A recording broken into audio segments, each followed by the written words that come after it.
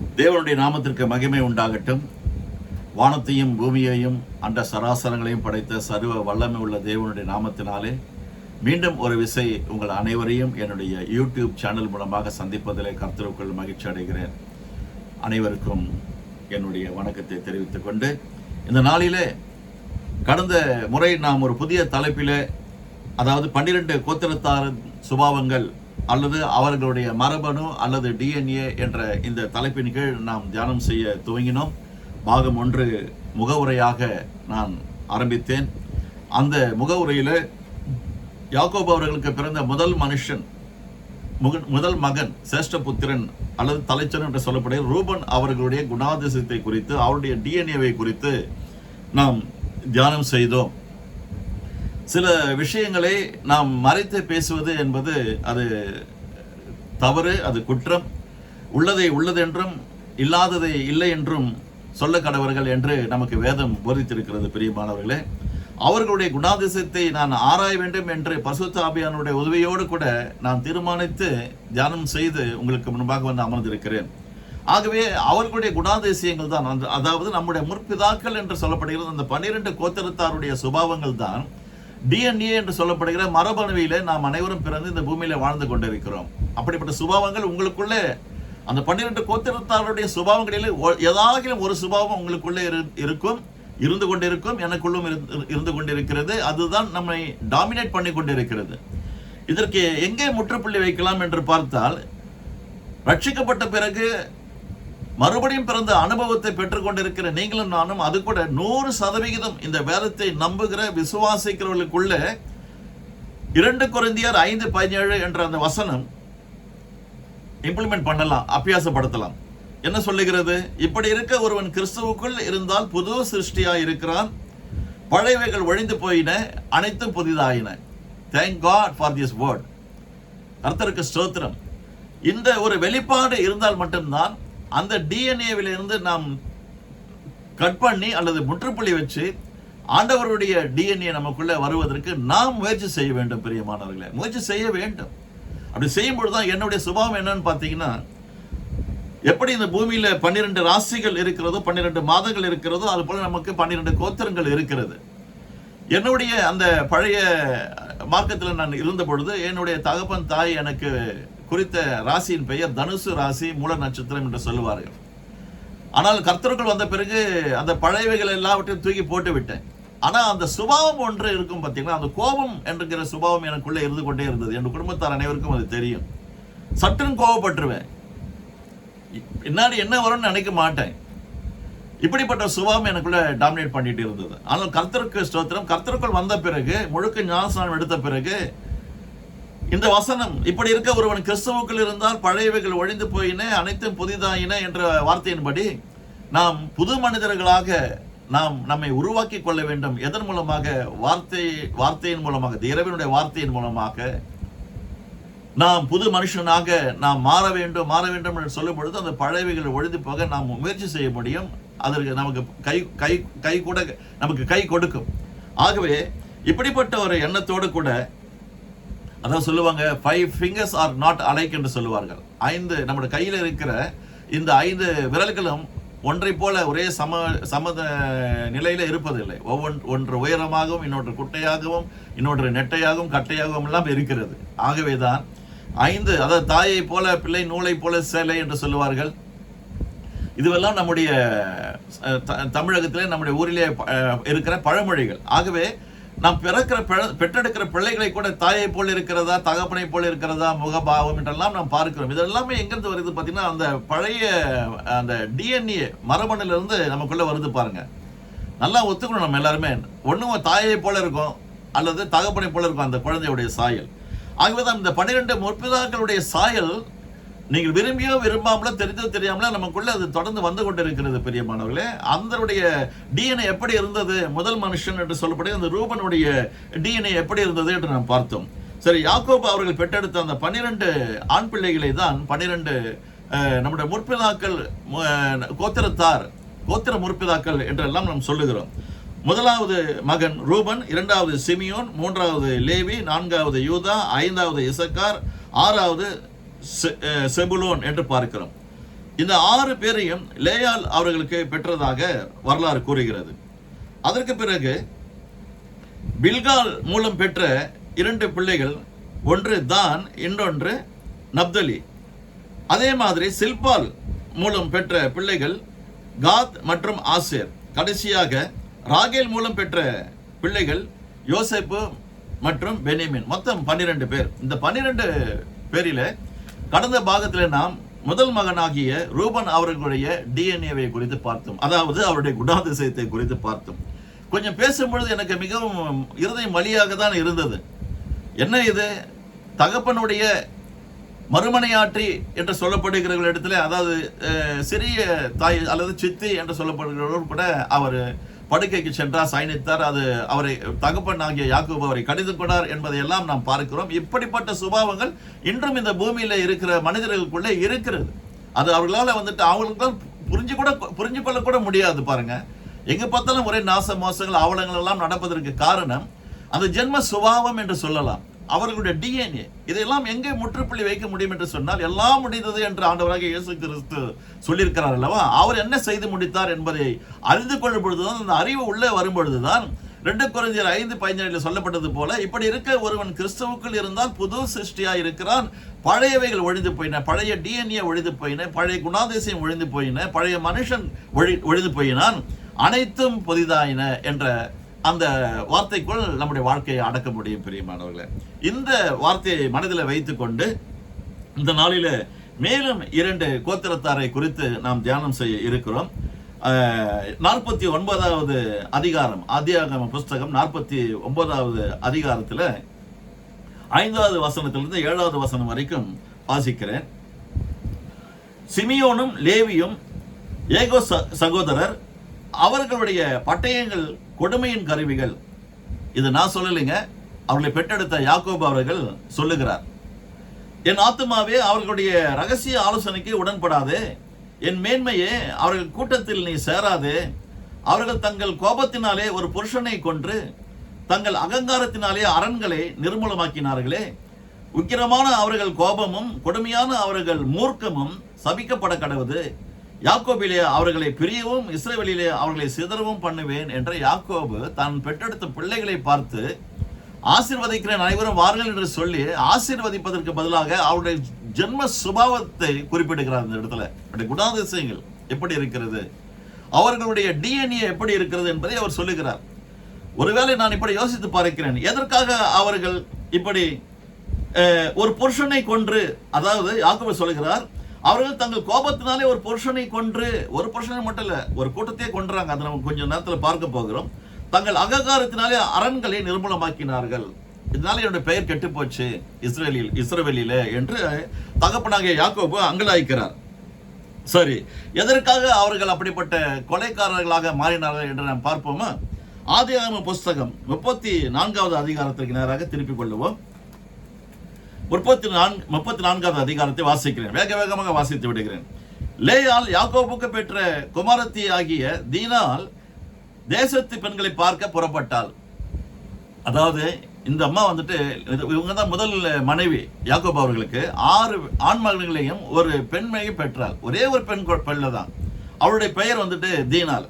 கொஞ்சம் கவனமாக கொஞ்சம் நம்ம தியானம் செய்வோம். நிச்சயமாக இது ஏதோ வேறு ஒரு கிரகத்தில் நடந்த காரியம் அல்ல. இதே பூமியில நம்மை போல வாழ்ந்த ஒரு குடும்பத்தினுடைய சரித்திரம். இது கதை அல்ல, நிஜம். அவளை ஏவியனான ஏமோரின் குமாரனும் அத்தேசத்தின் பிரபுவுமாகிய சீகேம் என்பவன் கண்டு, யார? யாக்கோபுடைய மகள் தீனாள் அவர்கள் தன்னுடைய நண்பிகளை பார்க்க போறாங்க. அப்போ இந்த ராஜா என்ன பண்ணிட்டாரு, அவளை ஏவியனான ஏமோரின் குமாரனும் அத்தேசத்தின் பிரபுவுமாகிய சீகேம் என்பவன் அவளை பார்த்து அவளை கொண்டு போய் அவளோட சயனித்து அவளை தீட்டுப்படுத்தினார் என்று பார்க்கிறோம். முதல் மனுஷனுடைய வரலாறு டிஎன்ஏ பார்த்தா, அதாவது நம்முடைய ரூபன் அவர்கள் பார்த்தால் அவரும் இப்படிப்பட்ட அசிங்கமான காரியங்களை செய்தார் என்று பார்க்கிறோம். அசிங்கமாக தானே இருக்கிறது. ஆகவே இதெல்லாம் பழைய ஏற்பாட்டு காலங்க, இதெல்லாம் மூடிட்டு புதிய ஏற்பாட்டு காலத்துக்குள்ள வாங்க, புதிய ஏற்பாட்டு விசுவாசி நம்மன்னு சொல்றதும் எனக்கு காதுல கேட்குது. ஆனால் இதெல்லாம் ஒரு வாய்க்கு 2 உதடுகள் இருக்கிறது போல நமக்கு பழைய ஏற்பாடும் புதிய ஏற்பாடும் மிகவும் முக்கியம். இதெல்லாம் அறிந்து கொண்டு ஏற்றுக்கொண்டால் தான், அந்த மனப்பக்குவம் நமக்கு இருந்தால்தான் பழையவைகள் ஒழிந்து போயினா அனைத்தும் புதிதாயின என்ற அந்த புது என்ட்ரிக்குள்ள நம்ம அந்த என்ட்ரன்ஸ்குள்ள நம்ம என்ட்ரியே போட முடியும். அந்த வழியில இறைவனுடைய நானே வழியும் சத்தியமும் ஜீவனமாய் இருக்கிறேன் என்று சொன்னாரே, அந்த வழிக்குள் நாம் நுழைய வேண்டும் என்று சொன்னால் இது நாம் யார், நம்முடைய முற்பிதாக்கள் யார், அவருடைய டிஎன்ஏ எப்படிப்பட்டது என்பதை நாம் புரிந்து கொண்டால்தான் இந்த பூமியிலே நாம் தொடர்ந்து பயணிக்க முடியும். பெரியமானவர்களே, அவனுடைய மனம் யாக்கோபின் குமாரத்தி ஆகிய தீனாள் மேல் பற்றுதலாய் இருந்தது. அவன் அந்த பெண்ணை நேசித்து அந்த பெண்ணின் மனதுக்கு இன்பமாய் பேசினான். சீகன் தன் தகப்பனுடைய ஏமாரை நோக்கி இந்த பெண்ணை எனக்கு கொள்ள வேண்டும் என்று சொன்னான். இதெல்லாம் ஒரு பெரிய வரலாறுங்க. இந்த 34வது அதிகாரத்தை முழுவதும் நீங்க 31 வசனம் இருக்கு, அதை நீங்க படிச்சு கொள்ளுங்க. இது நடந்தது பிறகு இந்த 12 ஆண் பிள்ளைகள்ல 2 பேர் மட்டும்தான், அதாவது இன்னைக்கு நம்ம தியானம் பண்றோம் இல்லைங்களா, யாரு சிமியோனும் லேவி, இந்த 2 பேருக்கு மட்டும் கோபம் வந்துருச்சு பாருங்க. என்னுடைய தங்கையை, என்னுடைய சகோதரியை இந்த மனுஷன், விருத்தசேதனம் இல்லாத இந்த மனுஷன், அவனுடைய கூட்டம் எப்படி ஒரு ஒரு ஒரு அவங்க அதிகம் நான் வாசிக்கிறேன் பாருங்க. 25வது வசனம் 34:25 எப்படியாக வருகிறது. 3ஆம் நாளிலே அவர்களுக்கு நோவு எடுத்துக் கொண்டது. அதற்கு முன்பாக பார்த்து சொன்னார், அப்பொழுது ஏமோரின் பட்டணத்து வாசலிலே புறப்பட்டு வரும் அனைவரும் அவன் சொல்லையும் அவன் குமாரனுடைய சேகமின் சொல்லையும் கேட்டு அவனுடைய பட்டணத்து வாசலிலே புறப்பட்டு வரும் ஆண் மக்கள் யாவரும் விருத்தசேதனம் பண்ணப்பட்டார்கள். 3ஆம் நாளிலே அவர்களுக்கு நோவு எடுத்துக் கொண்ட போது யாக்கோபின் குமாரரும் தீனாளின் சகோதரருமான சிமியோன் மற்றும் லேவி என்னும் 2 பேரும் தன் பட்டயத்தை எடுத்துக்கொண்டு துணிகரமாய் பட்டணத்தின் மேல் பாய்ந்து ஆண் மக்கள் யாவரையும் கொன்று போட்டார்கள். யாக்கோபு என்ன சொல்றாரு, ஒரு மனுஷனை அநியாயமா கொண்டு போட்டாங்கன்னு சொல்றாரு. அவருக்கு வேதனை இருக்கு. தன்னுடைய மகள் தீனால் இப்படி வேற ஒரு மனுஷன், விருத்தசேதனம் இல்லாத நம்முடைய தேவனுக்கு பயப்படாத ஒரு கூட்டத்தாருடைய குடும்பத்தில் இப்படிப்பட்ட ஒரு அநியாயம் நம்முடைய மகளுக்கு நடத்தப்பட்டிருக்கிறது என்று தகப்பன ஸ்தானத்திலிருந்து அவர் வேதனையோடு கூட இருக்கிறார். ஆனாலும் பழி வாங்குவது எனக்குரியது, நானே பதில் செய்வேன், யுத்தம் உன்னுடையது அல்ல அது என்னுடையது என்று சொன்ன தேவனுக்கு பயந்து வாழ்கிற மனுஷன் யாக்கோபு. அவருடைய வயிற்றில் பிறந்த பிள்ளைகளில 12 2 பேர் என்ன செய்து விட்டார்கள், சிமியோன் மற்றும் லேவி கொலைக்காரர்களாக மாறிவிட்டார்கள். அந்த கொலைக்காரர்களாக மாற்றுவதற்கு காரணமே யாருன்னு பார்த்தீங்கன்னா, அவர்களுடைய அதாவது அவருடைய குடும்பத்தில் பிறந்த அந்த ஒரே ஒரு பெண் பிள்ளை தான் தீனாள். அந்த ஒரு பெண் பிள்ளை அந்த நாளிலே தன்னுடைய சகோதரர் அழைத்துக் கொண்டோ அல்லது தன்னுடைய தகப்பனை அழைத்துக் கொண்டோ தன்னுடைய தாயை அழைத்துக் கொண்டோ போயிருந்தால் கூட இப்படிப்பட்ட ஒரு காரியம் நடந்திருக்குமா சம்பவித்திருக்குமா என்று தெரியாது. பெண் பிள்ளைகள் என்றாலே அந்த நாளிலும் சரி இந்த நாளிலும் சரி இப்படிப்பட்ட அவலங்களும் இந்த பூமியில நடந்து கொண்டுதான் இருக்கிறது. நாம் தான் ஜாக்கிரதையாக இருக்க வேண்டும். நம்முடைய பிள்ளைகளை நாம் தான் ஜாக்கிரதையாக வளர்க்க கற்றுக் கொடுக்க வேண்டும். பெண் பிள்ளைகளும் தன்னுடைய தாய்க்கும் தகப்பனுக்கும் கர்த்தருக்குள் கீழ்ப்படிந்து அவர்கள் அந்த திருமணம் நாள் வருகிற வரைக்கும் தங்களுடைய எல்லா விதமான ஃபீலிங்ஸ் எமோஷன்ஸையும் கர்த்தருடைய வார்த்தைக்குள் வைத்து அவர்கள் காத்துக்கொள்ளப்படுவார்கள் என்று சொன்னால், வழிநடத்தப்படுவார்கள் என்று சொன்னால், இப்படிப்பட்ட ஒரு இவள் செய்த அந்த மீறுதலை நிமித்தம் அநியாயமாய் கொலைக்காரர்கள் என்ற பட்டத்தை தகப்பன் மூலமாக அவர்கள் கொலைக்காரர்களாக மாறி போனார்கள். அத்தனை பேர் என்ன பண்ணிட்டாங்க கேட்டீங்கன்னா, ஆண் மக்கள் யாவரையும் கொன்று போட்டார்களாம். திரும்ப வாசிக்கிறேன். எமோரையும் அவன் குமாரன் சீகமையும் பட்டயக்கருக்காலை கொண்டு சீகமின் வீட்டில் இருந்த தீனாளை அழைத்துக் கொண்டு போய்விட்டார்கள். மேலும் யாக்கோபின் குமாரர் வெட்டுண்டவர்களில் வந்து தங்கள் சகோதரியை அவர்கள் தீட்டுப்படுத்தினதற்காக பட்டணத்தை கொள்ளையிட்டு அவருடைய ஆடு மாடுகளையும் கழுதைகளையும் பட்டணத்திலே இருக்கிற வயல்வெளியில இருந்தவர்கள் யாவையும் கொள்ளையிட்டு அவர்களுடைய எல்லா தட்டுமுட்டுகளையும் எடுத்துக்கொண்டு அவர்களுடைய எல்லா குழந்தைகளையும் ஸ்திரீகளையும் சிறைப்பிடித்து வீட்டில் இருந்து எல்லாவற்றையும் கொள்ளையிட்டார்கள். அப்பொழுது யாக்கோபு சிமியோனையும் லேவியையும் பார்த்து, இந்த தேசத்திலே குடியிருக்கிற கானானியரிடத்திலும் பெரிசியரிடத்திலும் என் வாசனையை நீங்கள் கெடுத்ததினாலே என்னை கலங்கம் பண்ணினீர்கள். நான் கொஞ்ச ஜனம் உள்ளவன், அவர்கள் எனக்கு விரோதமாய் கூட்டம் கூடி நானும் என் குடும்பமும் அழியும்படி என்னை வெட்டி போடுவார்களே என்றார்கள். அதற்கு அவங்க 2 பேரும் என்ன சொல்றாங்க, அதற்கு அவர்கள் எங்கள் சகோதரியை அவர்கள் ஒரு வேசியை போல் நடத்தலாமோ என்றார்கள். இங்க தாங்க மனசு நோவை எடுத்து போய் நல்லா இருந்த அந்த சிமியோனும் லேவியும் ஒரு கொலைக்காரர்களாக மாறிப்படுறதுக்கு காரணம், அந்த நாளில 12 ஆண் பிள்ளைகளோடு கூட பிறந்த ஒரே ஒரு மகள் தீனாள் என்பவள் நிமித்தம் அண்ணன்மார்கள் 2 பேரும் கொலைக்காரர்களாகவே மாறி போனார்கள். அவர்கள் என்னுடைய சகோதரியை ஒரு வேசியை போல் நடத்தலாமா என்று ஒரு கோபம். இன்னைக்கு கூட பாருங்க, சில மாவட்டங்கள் உண்டு நம்முடைய தமிழகத்தில். நான் அந்த மாவட்டம் பேர் நான் சொல்லாமலே உங்களுக்கு எல்லாருக்குமே தெரியும். எதற்கு எடுத்தாலும் ஜாதி மதம், இந்த இனம், வேற்று மதம், வேற்று ஜாதி, இதெல்லாம் வச்சு பேசி பேசி என்ன பண்ணுவாங்க கேட்டீங்கன்னா ஆணவ கொலை நடந்து கொண்டே இருக்கிறது. இதெல்லாம் பாத்தீங்கன்னா இந்த டிஎன்ஏல தான் வருது. நான் யாரையும் நீங்க கொலைக்காரர்கள், நீங்க கொலைக்காரர்களா, உங்களை நீங்க பரிசோதித்து பாருங்கள். நானும் கூட ஈவன் கர்த்தருக்குள் வந்த பிறகு கூட எனக்கு சில கயவர்கள் எனக்கு கொடுக்கப்பட்ட அந்த மன உளைச்சல் நிமித்தம், கர்த்தருக்கு ஸ்தோத்திரம், கர்த்தருக்குள் இருந்தபடினாலே நான் கொலைக்காரனாக மாறவில்லை பிரியமானவர்களே. அப்படிப்பட்ட ஒரு எண்ணம் எனக்குள்ளே வந்தது. அப்படி ஒரு சூழ்நிலையை உருவாக்குகிறது பிசாசானவன், உருவாக்குகிறான். எவனை விழுங்கலாமோ என்று வகை தேடி சுற்றி திரிந்து கொண்டு இருக்கிறான் இந்த உலகத்தில் அந்த பொல்லாத பிசாசு. கர்த்தருக்கு ஸ்தோத்திரம், கர்த்தருக்குள் நான் இருக்கிறபடினாலே, மறுபடியும் பிறந்த அனுபவத்தை நான் பெற்றுக்கொண்டபடினாலே, சிமியோனும் லேவியும் இறங்கி கொலை செய்தது போல நான் கொலை செய்யாமல் என்னுடைய கரத்தை இறுக பற்றி கொண்டேன். யுத்தம் உன்னுடையது அல்லது என்னுடையது என்று சொன்னீரே தகப்பனே. உன்னை தொடுகிறவன் என் கண்ணின் மணியை தொடுகிறான் என்று சொன்னீரே தகப்பனே. நீர் தொடும், யுத்தத்தில் நீர் இறங்கும், பழி வாங்குவது எனக்குரியது, நானே பதில் செய்வேன் என்று சொன்னீரே. இதற்காக தான் இந்த ரட்சிப்பு வேண்டும்.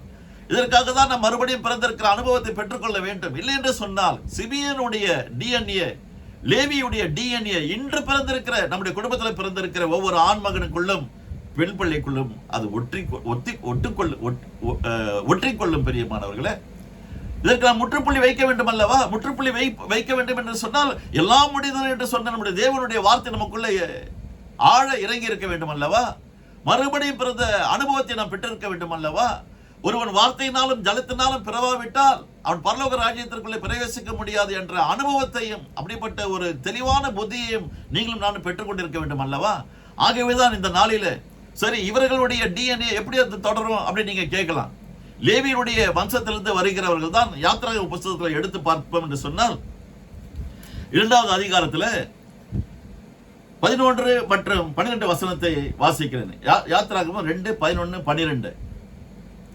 மோசே பெரியவனான காலத்தில் அவன் தன் சகோதரரிடத்தில் போய் அவர்கள் சுமை சுமக்கிறதை பார்த்து தன் சகோதரராகிய எபிரேயரில் ஒருவனை ஒரு எகிப்தியன் அடிக்கிறதை கண்டு அங்கும் இங்கும் பார்த்து ஒருவரும் இல்லை என்று அறிந்து எகிப்தியனை வெட்டி அவனை மணலிலே புதைத்து போட்டான்.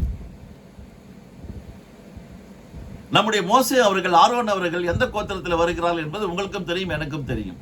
லேவியின் கோத்திரத்தார்.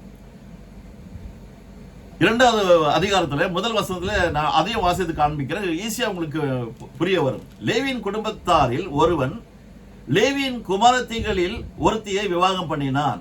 அந்த ஸ்திரீ கர்ப்பவதியாகி ஒரு ஆண் பிள்ளையை பெற்று அது அழகுள்ளது என்று கண்டு அதை 3 மாதம் ஒளித்து வைத்தான்.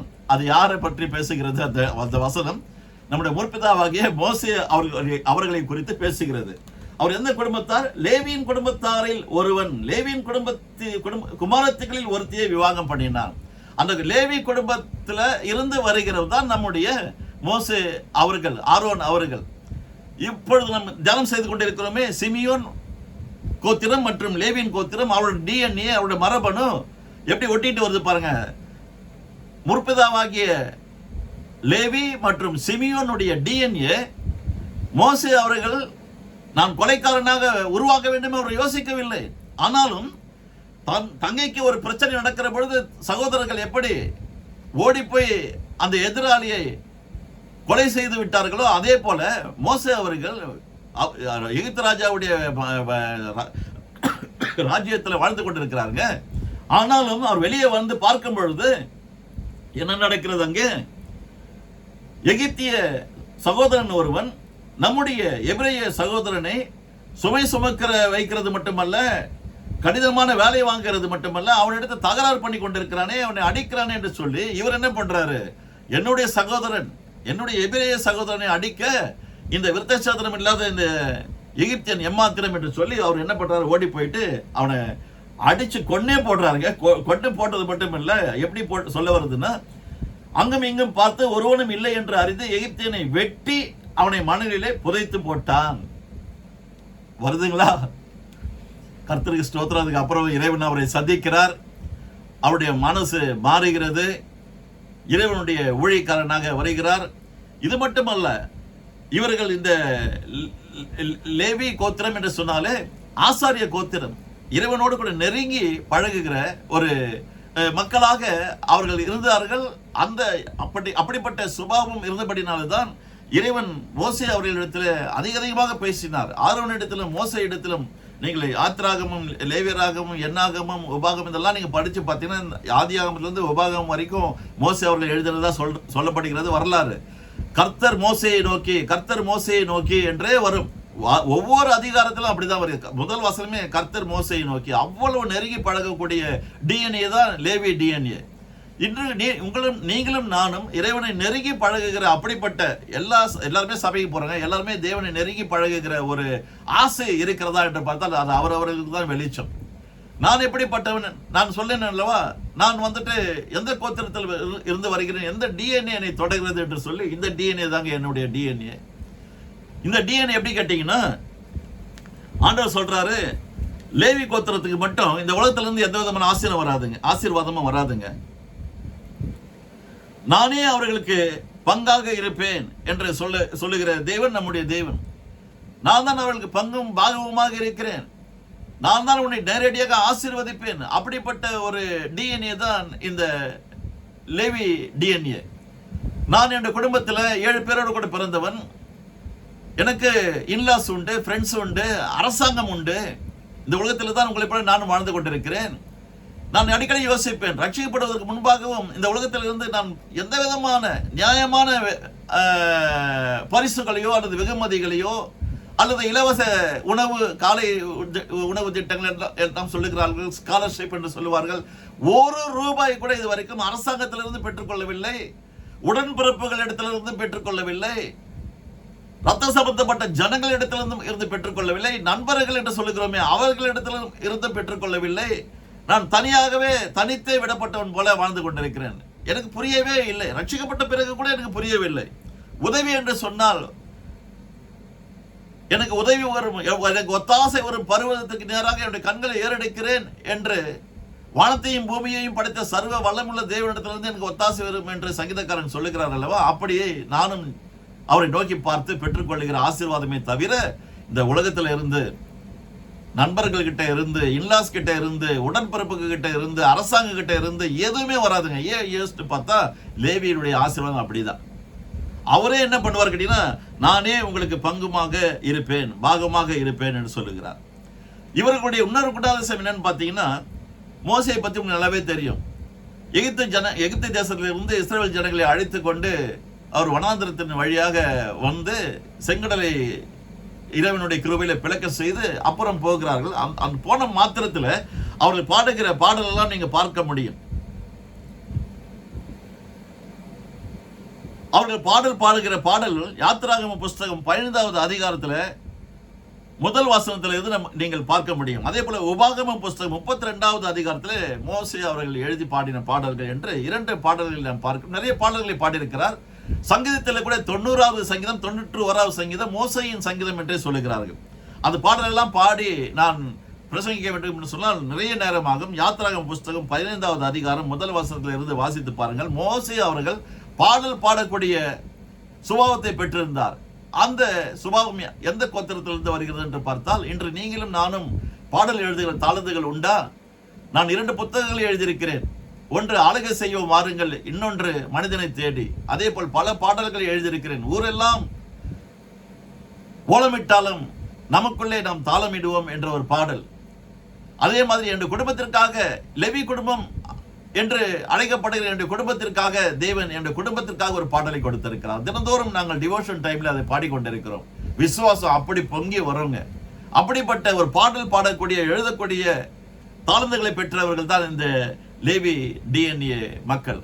நீங்கள் அப்படிப்பட்ட பாடல்களை பாடக்கூடியவர்கள் அல்லது தாளந்து அப்படிப்பட்ட பாடல்களை எழுதி பாடக்கூடிய தாளந்துகளை பெற்றிருப்பீர்கள் என்று சொன்னால் தேவன் அதிகமாக தொழுது கொள்ளுகிற, அவரை நெருங்கி பழகுகிற ஜனங்களாக இருப்பீர்கள். நான் சொன்னேன் பாருங்க, சொப்பனத்தின் மூலம் பேசுகிற தேவன். யாரெல்லாம் தேவனோடு கூட நெருங்கி பழகுகிறார்களோ அவர்களோடு கூட பேசுவார், முகமுகமாக பேசுவார். மோசையை நோக்கி என்று அடிக்கடி வருகிறது. காரணம் என்ன சொல்ற, இந்த லேவி டிஎன்ஏ அப்படிப்பட்ட டிஎன்ஏ. நீங்களும் நானும் தேவனோடு நெருங்கி பழகுகிற அந்த சுபாவம் பெற்றிருக்கிறோம் என்று சொன்னால் பாடல் பாடுகிற தாளந்து எனக்கு உண்டு. அது மட்டும் இல்லைங்க, இந்த லேவி கோத்திரத்தில் என்னன்னு பார்த்தீங்கன்னா இன்னொரு பெரிய விஷயம். எண்ணாகம புஸ்தகம் 14வது அதிகாரம் 10வது வசனத்துல ஒரு வசனத்தை மட்டும் தான் உங்களுக்கு சொல்றேன், நீங்க படிச்சு பார்த்துக்குவீங்க. கல்லெறிக்கும் ஆளாகக்கூடிய டிஎன்ஏ இது. அதாவது நீங்களும் நானும் இறைவனுடைய சமூகத்துல நன்மை செய்ய தான் நம்ம போவோம், நன்மை செய்து கொண்டு இருப்போம். ஆனால் எதிராளிகள் ஆகி இருக்கிற நம்முடைய நண்பர்களோ, சக விசுவாசிகளோ, உறவினர்களோ என்னுடைய வாழ்க்கையில் நடந்ததுங்க. மோசே வந்துட்டு இந்த ஜனங்களுக்காக நான் என்ன செய்வேன் அப்படின்னு கதறாரு. தண்ணி கசப்பா இருக்குது சொல்லிட்டு உடனே கல்லு தூக்குறாங்க அவர் மேல, மோசையின் மேல, ஆரோன் மேல அடிக்க. இப்படிப்பட்ட கல்லேறி அவர்களுக்கு மட்டுமல்ல, எனக்கும் அந்த அனுபவம் உண்டு. என்னுடைய சொந்த பந்தமே என் மேல் கல்லேறி ஆரம்பித்தது. இறைவனுடைய பிரதான கிருபையிலே தலைக்கு தலைப்பாகையோடு போனது போல என் மேல் எந்த விதமான நத்திங் மிஸ்ஸிங், நத்திங் ஸ்கிராச் என்பது போல ஒன்றுமே இல்லாத அளவுக்கு தெய்வத்துவம் அதை தடுத்து நிறுத்தினான் என்று கூட சொல்ல முடியும். ஆகவே நீங்களும் நானும் கர்த்தருக்குள் இருந்து, கர்த்தருக்குள் பயந்து நடுங்கி அவரை நெருங்கி நாம் வாழ்கிற வேலையில இப்படிப்பட்ட சூழ்நிலைகள் மோசே அவர்களுக்கும் வந்தது, ஆரோன் அவர்களுக்கும் வந்தது. அவருடைய குணாதிசயம் எப்படிப்பட்டது என்பதை நாம் பார்த்தோம். குடும்பத்திலே பிறந்த ஒரு மனுஷ நிமித்தம் 2 சகோதரர்கள் கொலைக்காரர்கள் என்ற தகப்பனால் பட்டத்தை பெற்றுக் கொண்டார்கள். அவர்கள் நல்லவர்களாக இருந்திருக்கலாம், ஆனால் உடன் பிறந்த அந்த சகோதரி நிமித்தம், சகோதரிமார்களே நீங்கள் எந்த இடத்துல இருந்தாலும் அது அன்று வாழ்ந்த உலகம் வேறு, இன்று வாழ்ந்து கொண்டிருக்கிற உலகம் வேறு என்று நீங்கள் ஒருவேளை நினைப்பீர்கள் என்று சொன்னால், உங்களுக்கு இப்படிப்பட்ட ஒரு அவலட்சணமான காரியம் நடக்கக்கூடாது, ஒரு வேலை நடக்கும் என்று சொன்னால் நடந்து கொண்டிருக்கிறது இந்த உலகத்தில். தினந்தோறும் டிவி ஆன் பண்ணி பார்த்தா தெரியும். நடக்கவே இல்லைங்க, நான் ரொம்ப சுத்தங்க, நான் ரொம்ப பரிசுத்தங்க, நான் ரொம்ப நீதிமானுங்க, நான் சபைக்கு போறேன் எல்லாம் சொல்லலாம். ஆனால் டிஎன்ஏ உள்ளுக்குள்ள இருக்குங்க. அது எந்த நேரத்தில் வெளியே வரும் தெரியாது. அந்த மனுஷி அந்த நாளிலே அமைதியோடு கூட ஜீவனம் பண்ணும்படியாக தன்னுடைய குடும்பத்தில் இருந்து, அல்லது குடும்பத்தில் பிறந்தவர்களோடு கூட தன்னுடைய சகோதரர்களை அழைத்துக் கொண்டோ, அல்லது தன்னுடைய தாயையோ தகப்பனையோ அழைத்துக் கொண்டோ தன்னுடைய சகோதரியை பார்க்க அல்லது தம்பியை பார்க்க போயிருந்தால் இப்படிப்பட்ட பிரச்சனை வந்திருக்காது. எப்படிப்பட்ட ஒரு சின்ன விஷயம்தான் வெளியில போய் தன்னுடைய தோழிகளை பார்த்து வருகிறேன்னு சொன்னவர்களுக்கு ஏற்பட்ட அநியாயம் இன்றும் நடக்கிறதா இல்லையா? அதே உலகம் தான், அதே மக்கள் தான், அதே பிசாசு தான், அதே சுபாவம் தான், அதே இறைவன் தான். ஆகவே இந்த காலை வேளையில சிமியோன் அவர்களுடைய குணாதிசயம், லேவி அவர்களுடைய குணாதிசயம் எப்படிப்பட்டது என்று பார்ப்போம் என்று சொன்னால், சட்டென்று கோபப்படக்கூடிய ஒரு மக்களாக இவர்கள் இருந்திருக்கிறார்கள். நானும் சொன்னேன், நானும் ஒரு கோபக்காரன் தான். நல்ல கர்த்தருக்குள் வந்த பிறகு கர்த்தருடைய வார்த்தைகள் எனக்குள் அதிகமாக ஆழமாக சென்றபடினாலே, இப்படி இருக்க ஒருவன் கிறிஸ்துவுக்குள் இருந்தால் புது சிருஷ்டியாய் இருக்கிறான், பழையவைகள் ஒழிந்து போயின, அனைத்தும் புதிதாயின என்ற வார்த்தையை தினந்தோறும் நாம் மனதிலே வைத்து, ஆவியிலே வைத்து ரீங்காரமிட்டுக் கொண்டிருப்போம் என்று சொன்னால், அப்பொழுதுதான் இப்படிப்பட்ட டிஎன்ஏவிற்கு நீங்களும் நானும் முற்றுப்புள்ளி வைக்க முடியும் பிரியமானவர்களே. இல்லை என்றால் இது தொடர்ந்து கொண்டே இருக்கும். அருமையான ஒரு வெளிப்பாடு இது. 12 கோத்திரத்தார் என்று சொல்லப்படும் பொழுது அந்த 12 கோத்திரத்தாரும் 12 விதமான மனநிலையில வாழ்ந்து கொண்டிருக்கிறார்கள். ஆகவேதான் தகப்பனாகிய யாக்கோபு கடைசி காலத்தில் கண்களை மூடுவதற்கு ஒரு சில நாட்களுக்கு முன்பாக பிள்ளைகளை அழைத்து, அனைவரும் எனக்கு முன்பாக வந்து அமருங்கள் என்று சொல்லி அவர்களை ஆசீர்வதிக்க அழைத்தார். அதை ஆசீர்வதிப்பதற்கு முன்பாக அவர்களுடைய குணாதிசயங்களை விலக்கி சொல்லி ஆசீர்வதிக்கிறார். எனக்கு 2 ஆண் பிள்ளைகள் உண்டு. 2 பிள்ளைகளுடைய குணாதிசயங்கள் எனக்கு தான் தெரியும், உங்களுக்கு தெரியாது.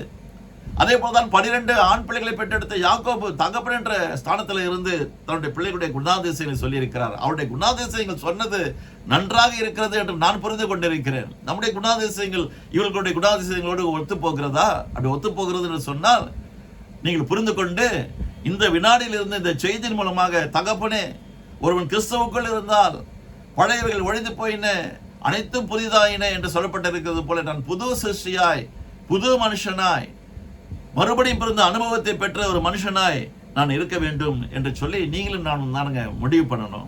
அப்படி இருக்கும் பொழுது நிச்சயமாக கர்த்தர் நம்மை இன்னும் அதிகமாக ஆசீர்வதித்து, இன்னும் மேன்மையான கிருபைகளை தந்து, அவருடைய அனந்த ஞானத்தை கொடுத்து, மோசையை போல, ஆரோனை போல இறைவனுக்கு பணிவிடை செய்கிற, ஆசாரிய ஊழியம் செய்கிற ஊழியக்காரர்களாக நம்மால் உருவாக முடியும்.